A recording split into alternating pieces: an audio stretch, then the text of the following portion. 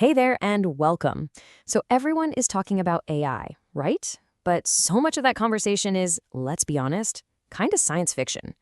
Today, we're going to cut through all that noise and get real about what artificial intelligence can actually do for a modern television control room like right now.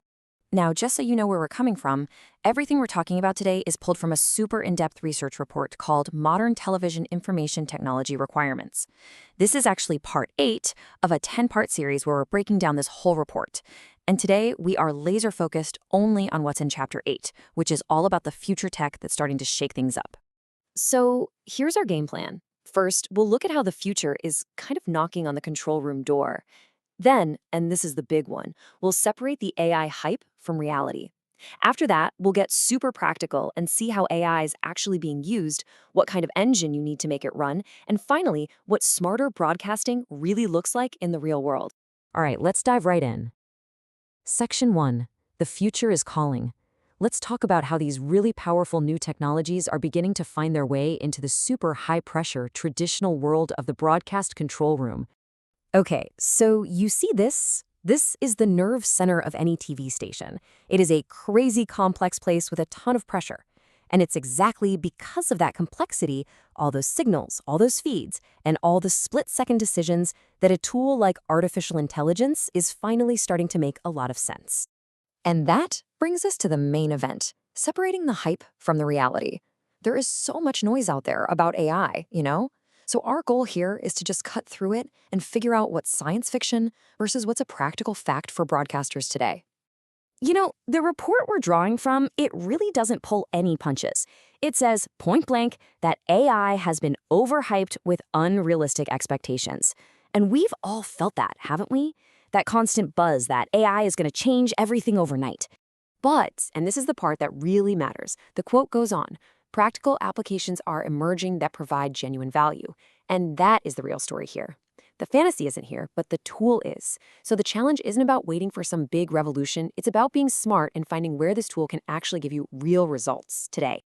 So if we're looking past the hype, what are these practical uses? Well, that brings us right to Section 3, putting AI to work. Let's look at how this tech is actually being used in broadcast operations as we speak. Just so we're all on the same page, let's nail down what we're talking about. In this world, when we say AI or its buddy machine learning, ML, we're talking about tech that does 3 specific things. It analyzes tons of content, it automates boring repetitive tasks, and it helps optimize operations. So think of it less like a robot director calling the shots and more like a tireless, super efficient assistant in the background. Okay, so here are the 4 big areas where AI is already delivering that genuine value. First, content analysis. Automatically finding and tagging highlights in a football game. Then there's workflow automation, which is huge for freeing up your talented people from mind-numbing tasks. You've got quality control, where an AI can spot a tiny visual glitch way faster than any human can. And finally, operational optimization, just using data to make the whole technical setup run smoother. But, and there's always a but, you can't just install this like a Word document. And that brings us to Section 4, the engine behind AI. To get these amazing results, you need a totally different kind of horsepower under the hood. And the report is really, really clear about this. AI and machine learning need a completely different flavor of IT infrastructure. I mean, the sheer amount of data and the type of processing these things need, it just will not run on the kind of servers that have been powering broadcast for the last decade. It's a different beast entirely. This chart makes that difference super clear.